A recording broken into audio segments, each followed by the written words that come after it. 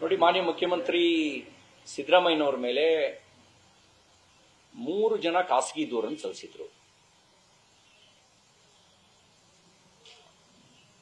ಸ್ನೇಹಮಯಿ ಕೃಷ್ಣ ಅಂತ ಒಬ್ರು, ಮತ್ತೊಬ್ರು ಜೆ ಅಬ್ರಹಾಂ ಅವರು, ಮತ್ತೊಬ್ರು ಪ್ರವೀಣ್ ಅಂತನ 3 ಜನ ದೂರು ಸಲ್ಲಿಸಿದ್ರು. ದೂರಿಗೆ ಸಂಬಂಧಪಟ್ಟಂತೆ ರಾಜ್ಯಪಾಲರು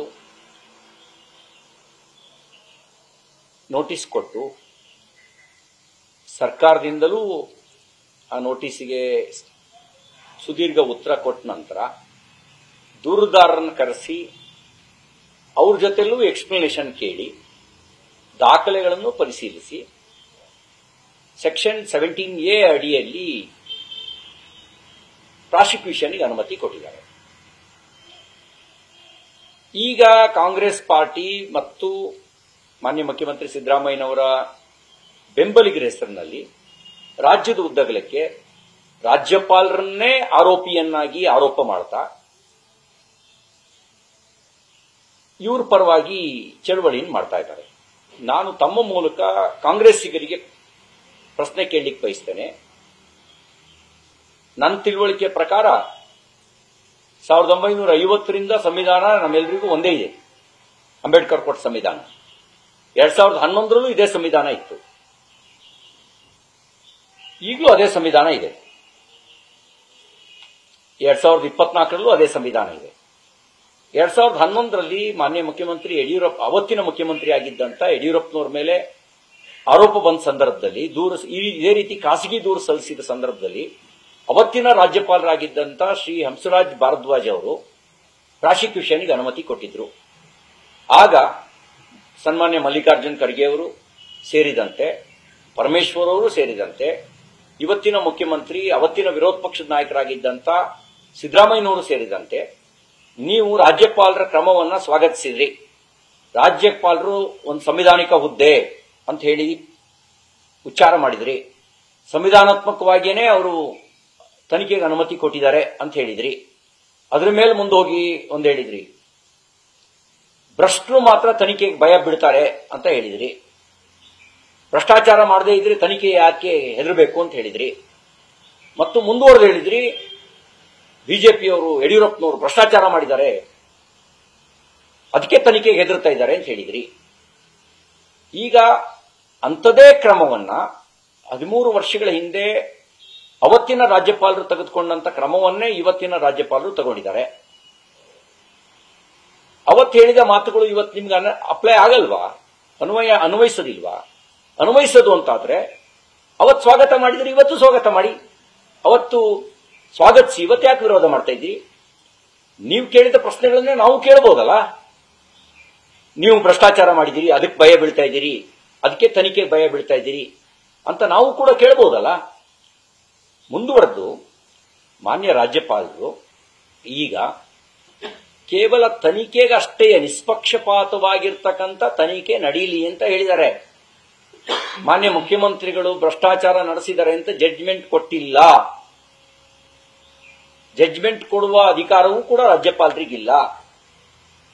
ನಾನು ಕಾಂಗ್ರೆಸ್ಗೆ ಕೇಳಕ್ ಬಯಸ್ತೇನೆ, ನಿಷ್ಪಕ್ಷಪಾತವಾಗಿರ್ತಕ್ಕಂಥ ತನಿಖೆ ನಡಿಬಾರ್ದ? ಯಾಕೆ ನೀವು ತನಿಖೆಯನ್ನೇ ವಿರೋಧಿಸ್ತಾ ಇದ್ದೀರಿ? ನಿಮಗೆ ನಿಷ್ಪಕ್ಷಪಾತವಾದ ತನಿಖೆ ನಡೆದರೆ ಭ್ರಷ್ಟಾಚಾರ ಬಯಲಿಗೆ ಬರುತ್ತೇನೋ ಅಂತ ಭಯ ಕಾಡ್ತಾ ಇದೆಯಾ? ಆ ಭಯದಿಂದಾಗಿ ತನಿಖೆಯನ್ನೇ ವಿರೋಧಿಸ್ತಾ ಇದ್ದೀರಾ? ನೀವು ಸಂವಿಧಾನಿಕ ಹುದ್ದೆಯನ್ನು ಟಾರ್ಗೆಟ್ ಮಾಡ್ತಿರೋದ್ರ ದುರುದ್ದೇಶ ತನಿಖೆಯೇ ನಡಿಬಾರದು ಅಂತಂದ್ರೆ you are not above the constitution, you also under the constitution. ನೀವು ಸಂವಿಧಾನಕ್ಕಿಂತ ಮೇಲಲ್ಲ, ನೀವು ಕೂಡ ಸಂವಿಧಾನದ ಒಳಗೆ ಬರ್ತೀರಿ. ತನಿಖೆಯನ್ನು ವಿರೋಧಿಸೋದ್ರ ಅರ್ಥ ಏನು? ಅಂದ್ರೆ ಏನು ಸಂದೇಶ ಕೊಟ್ಟಿದ್ದೀರಿ ತನಿಖೆಯನ್ನೇ ವಿರೋಧಿಸಿ? ಆ ಮೂಲಕ ನೀವು ಸಂವಿಧಾನಕ್ಕೆ ವಿರುದ್ಧವಾದ ನಡವಳಿಕೆಯನ್ನ ಇವತ್ತಿನ ಕಾಂಗ್ರೆಸ್ಸಿಗರು ತೋರಿಸ್ತಾ ಇರ್ತಕ್ಕಂಥದ್ದು. ನೀವೇನೋ ಇದರೊಳಗೆ ಅಕ್ರಮ ನಡೆದಿದೆ ಅಂತ ಮುಚ್ಚಾಕೊಳ್ಳಕ್ ಹೊಟ್ಟಿದ್ದೀರಿ ಅಂತಕ್ಕಂಥ ಅನುಮಾನ ನಮಗೆ ಬರ್ತಾ ಇದೆ. ಇಲ್ಲದೆ ಇದ್ರೆ ನಿಮ್ಗೆ ಯಾಕೆ ಭಯ? ಮಾನ್ಯ ಮುಖ್ಯಮಂತ್ರಿಗಳಿಗೂ ನಾನು ಈ ಮೂಲಕ ಕೇಳ್ಕೊಳ್ಳೋದು, ನೀವು ನಿಮ್ಮ ಸಾರ್ವಜನಿಕ ಜೀವನ ಪರಿಶುದ್ಧವಾಗಿದ್ರೆ ಭಯ ಯಾಕೆ ಬೀಳ್ತೀರಿ? ನಿಮ್ಮದು ಪರಿಶುದ್ಧ ರಾಜಕೀಯ ಜೀವನ ಆದ್ರೆ ಹೆದರಬೇಕಾದ ಅವಶ್ಯಕತೆ ಏನಿದೆ? ಯಾವ ತನಿಖೆ ನಿಮ್ಮನ್ನೇನ್ ಮಾಡುತ್ತೆ? ಯಾವ ತನಿಖೆ ನಿಮ್ಮನ್ನೇನ್ ಮಾಡ್ಲಿಕ್ಕೆ ಸಾಧ್ಯ? ನೀವು ಪುಟಕಿಟ್ಟ ಚಿನ್ನದಂತೆ ಹೊರಗೆ ಬರ್ತೀರಿ. ಭಯ ಯಾರು ಬೀಳಬೇಕು? ಯಾರು ಸ್ವಜನ ಪಕ್ಷಪಾತ ಮಾಡಿದ್ದಾರೆ, ಯಾರು ಆಡಳಿತ ಅಧಿಕಾರದ ದುರುಪಯೋಗ ಪಡಿಸ್ಕೊಂಡಿದ್ದಾರೆ, ಯಾರು ಭ್ರಷ್ಟಾಚಾರ ನಡೆಸಿದ್ದಾರೆ, ಅವರು ಮಾತ್ರ ಭಯ ಬೀಳಬೇಕು. ಈಗ ನೀವೆಲ್ಲ ಭಯ ಬಿದ್ದಿರೋದು ನೋಡಿದ್ರೆ ನಮಗೆ ಅನುಮಾನ ಬರ್ತಾ ಇದೆ. ನೀವು ಭ್ರಷ್ಟಾಚಾರ ನಡೆಸಿದಿರಿ, ನೀವು ಸ್ವಜನ ಪಕ್ಷಪಾತ ಮಾಡಿದಿರಿ, ನೀವು ಅಧಿಕಾರದ ದುರುಪಯೋಗ ಪಡಿಸ್ಕೊಂಡಿದ್ದೀರಿ ಅಂತಕ್ಕಂಥ ಅನುಮಾನ ನಮಗೆ ಮೂಡ್ತಾ ಇದೆ. ಇಂಥ ಸಂದರ್ಭಗಳಲ್ಲಿ ಏನ್ ಮಾಡಬೇಕು ಅನ್ನೋ ಪ್ರಶ್ನೆ ಬರುತ್ತೆ. ಅದು ಏನ್ ಮಾಡಬೇಕು ಅನ್ನೋ ಪ್ರಶ್ನೆ ಬಂದಾಗ ಮೇಲ್ಪಂಕ್ತಿ ಕರ್ನಾಟಕದ್ದೇ ಇದೆ. 2011ರಲ್ಲಿ ಪ್ರಾಸಿಕ್ಯೂಷನ್ಗೆ ಅನುಮತಿ ಕೊಟ್ಟ ಸಂದರ್ಭದಲ್ಲಿ ಯಡಿಯೂರಪ್ಪನವರು ಮುಖ್ಯಮಂತ್ರಿ ಸ್ಥಾನಕ್ಕೆ ರಾಜೀನಾಮೆ ಕೊಟ್ಟರು, ತನಿಖೆಯನ್ನು ಎದುರಿಸಿದ್ರು. ನಿಮಗೆ ಯಡಿಯೂರಪ್ಪನವರ ದಾರಿಯಲ್ಲಿ ಹೋಗೋದಕ್ಕೂ ಅವಕಾಶ ಇದೆ. ನಿಮಗೆ ರಾಮಕೃಷ್ಣ ಹೆಗಡೆಯವರಲ್ಲಿ ದಾರಿಯಲ್ಲಿ ಹೋಗುವಂತ ಅವಕಾಶವನ್ನು ನೀವು ಕಳ್ಕೊಂಡ್ರಿ. ರಾಮಕೃಷ್ಣ ಹೆಗಡೆಯವರ ಮೇಲೆ ಟೆಲಿಫೋನ್ ಕದ್ದಾಲಿಕೆ ಆರೋಪ ಬಂದಾಗ ಅವರು ರಾಜೀನಾಮೆ ಕೊಟ್ಟು ತನಿಖೆಯನ್ನು ಎದುರಿಸಿದ್ರು. ನೀವು ಅವಕಾಶವನ್ನು ಕಳ್ಕೊಂಡ್ರಿ. ನಿಮ್ಮ ಮೇಲೆ ಆರೋಪ ಬಂದ ತಕ್ಷಣನೇ ನಿಮ್ಮ ನಿವೇಶನಗಳನ್ನು ಹಿಂದಿರುಗಿಸಿ ನಿಷ್ಪಕ್ಷಪಾತವಾದ ತನಿಖೆಯಾಗಿ ನಾವಿದ್ರೊಳಗೆ ಯಾವುದೇ ಅಕ್ರಮ ನಡೆಸಿಲ್ಲ ಅಂತ ಸಾಬೀತಾಗುವವರೆಗೂ ನನಗೆ ನಿವೇಶನ ಬೇಡ, ನನ್ನ ಕುಟುಂಬಕ್ಕೆ ಬೇಡ ಅಂತ ಹೇಳಿದ್ರೆ ತುಂಬಾ ದೊಡ್ಡ ವ್ಯಕ್ತಿ ಆಗ್ತಿದ್ರಿ. ಇಡೀ ರಾಜ್ಯದ ಜನ ನಿಮ್ಮನ್ನ ನೈತಿಕ ಉನ್ನತ ಸ್ಥಿತಿಯಲ್ಲಿ ಇಟ್ಟು ನೋಡ್ತಾ ಇದ್ರು. ಆದ್ರೆ ನೀವು ಆ ಅಧಿಕಾರವನ್ನು ಕಳ್ಕೊಂಡ್ರಿ, ಅವಕಾಶವನ್ನು ಕಳ್ಕೊಂಡ್ರಿ. ಈಗ ರಾಜ್ಯಪಾಲರು ತನಿಖೆ ಕೊಟ್ಟರೆ ಅಪರಾಧ ಅನ್ನೋ ರೀತಿಯಲ್ಲಿ ಬಿಂಬಿಸುವಂತ ಕೆಲಸ ನಡೆಸ್ತಾ ಇದ್ದೀರಿ. ರಾಜ್ಯಪಾಲರು ಜಡ್ಜ್ಮೆಂಟ್ ಕೊಟ್ಟಿಲ್ಲ, ಅವ್ರು ಕೇವಲ ತನಿಖೆಗಷ್ಟೇ ಆದೇಶ ಕೊಟ್ಟಿದ್ದಾರೆ. ತನಿಖೆ ಮಾಡೋದ್ರಿಂದ ನಿಮ್ಗೆ ಯಾಕೆ ಭಯ? ನೀವು ಹೇಗಿದ್ರು ನೀವು ಸ್ವಚ್ಛ ಆಡಳಿತ ಕೊಟ್ಟಿರೋದ್ರಿಂದ ನೀವು ಭಯ ಯಾಕೆ ಬೀಳ್ಬೇಕು? ನೀವು ಅಕ್ರಮ ನಡೆಸಿದ್ರೆ ಮಾತ್ರ ಭಯ ಬೀಳ್ಬೇಕು. ನೀವೇನ್ ಹೇಳ್ತಾ ಇದ್ದೀರಿ? ಬಿಜೆಪಿಯವರ ಕಾಲದಲ್ಲಿ ಕೊಟ್ಟಿರೋದು ತನಿಖೆ ನಡೆದಾಗ ಏನು ತಪ್ಪಿಲ್ಲ ಅಂದ್ರೆ ನೀವ್ಯಾಕೆ ಹೆದರ್ಬೇಕು?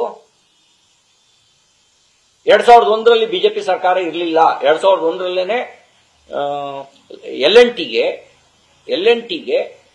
11 ಕೋಟಿಗೂ ಹೆಚ್ಚು ವೆಚ್ಚದಲ್ಲಿ ಆ ದೇವನೂರು ಬಡಾವಣೆಯ ಕಾಮಗಾರಿಯನ್ನ ಕೊಡಲಾಗಿದೆ. ಅವತ್ತೇನು ಬಿಜೆಪಿ ಸರ್ಕಾರ ಇರಲಿಲ್ಲ. ಡೆವಲಪ್ ಆಗಿರುವಂತ ಬಡಾವಣೆಯನ್ನ ಡಿನೋಟಿಫಿಕೇಶನ್ ಮಾಡಿದಿರಿ, ಅವಾಗಲೂ ಬಿಜೆಪಿ ಸರ್ಕಾರ ಇರಲಿಲ್ಲ. ಡೆವಲಪ್ ಆಗಿರೋದನ್ನ ಕೃಷಿ ಭೂಮಿ ಅಂತ ಖರೀದಿ ಮಾಡಿದ್ದಾರೆ ನಿಮ್ ಬಾವುಮೈದ, ಆಗ್ಲೂ ಬಿಜೆಪಿ ಸರ್ಕಾರ ಇರಲಿಲ್ಲ. ಅದಾದ್ಮೇಲೆ ಡೆವಲಪ್ ಆಗಿರೋ ಬಡಾವಣೆನೇ ತೋರಿಸಿ ಕೃಷಿ ಭೂಮಿನ ಭೂ ಪರಿವರ್ತನೆ ಮಾಡ್ಕೊಂಡಿದ್ದೀರಿ, ಅವಾಗಲೂ ಬಿಜೆಪಿ ಸರ್ಕಾರ ಇರಲಿಲ್ಲ. 2010ರಲ್ಲಿ ಆಲ್ರೆಡಿ ಡೆವಲಪ್ ಆದ ಭೂಮಿನ ನಿಮ್ಮ ಶ್ರೀಮತಿಯವರೇ ಸರ್ಕಾರಕ್ಕೆ ಬರೆದಿರೋ ಪತ್ರದಲ್ಲಿ 2001ರಲ್ಲೇ ಇದನ್ನು ಡೆವಲಪ್ ಮಾಡಿದ್ದಾರೆ ಅಂತ ಉಲ್ಲೇಖ ಮಾಡಿದ್ದಾರೆ. ಅದನ್ನ ದಾನ ರೂಪದಲ್ಲಿ ಸ್ವೀಕಾರ ಮಾಡ್ತೀರಿ. ಆಮೇಲೆ 2013ರ ಚುನಾವಣಾ ಅಫಿಡವಿಟ್ ನಲ್ಲಿ ದಾನ ರೂಪದಲ್ಲಿ ಸ್ವೀಕಾರ ಮಾಡಿರೋದನ್ನು ಕಾಣಿಸೇ ಇಲ್ಲ. ಇದರಲ್ಲೇನು ಬಿಜೆಪಿ ಕೈವಾಡ ಇದೆಯಾ? ನಿಮ್ಮ ಚುನಾವಣಾ ಅಫಿಡವಿಟ್ ನಲ್ಲಿ ನೀವು ಇದನ್ನು ಉಲ್ಲೇಖ ಮಾಡದಲ್ಲೇನೆ ಹೈಡ್ ಮಾಡಿರೋದಕ್ಕೆ ಬಿಜೆಪಿ ಕೈವಾಡ ಇದೆಯಾ?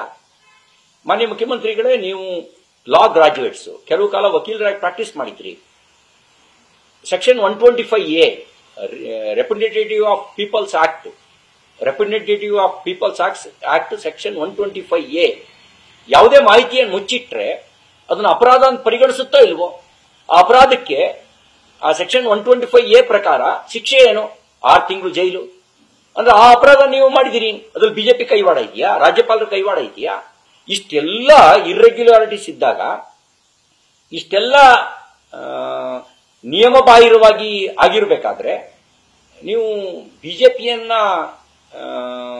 ಆರೋಪಿಸೋದು, ರಾಜ್ಯಪಾಲರನ್ನೇ ದೂರ್ತಕ್ಕಂಥದ್ದು, ಅದು ಯಾವುದನ್ನು ಕಂಡು ಭಯ ಬೀಳ್ತಿದ್ದೀರಿ ಅಂತಕ್ಕಂಥ ಅನುಮಾನ ವ್ಯಕ್ತ ಆಗ್ತಾ ಇದೆ. ಇದರೊಳಗೆ ಅಕ್ರಮ ನಡೆದಿದೆ ಅನ್ನೋದನ್ನ ನಿಮ್ಮ ನಡವಳಿಕೆಗಳು ಸಮರ್ಥಿಸ್ತಾ ಇದ್ದಾವೆ ಅಂತ ಅನಿಸ್ತಾ ಇದೆ. ನ್ಯೂಸ್ ಫಸ್ಟ್, ನಿರ್ಭೀತಿಯಿಂದ ನಿಮ್ಮ ಪರವಾಗಿ.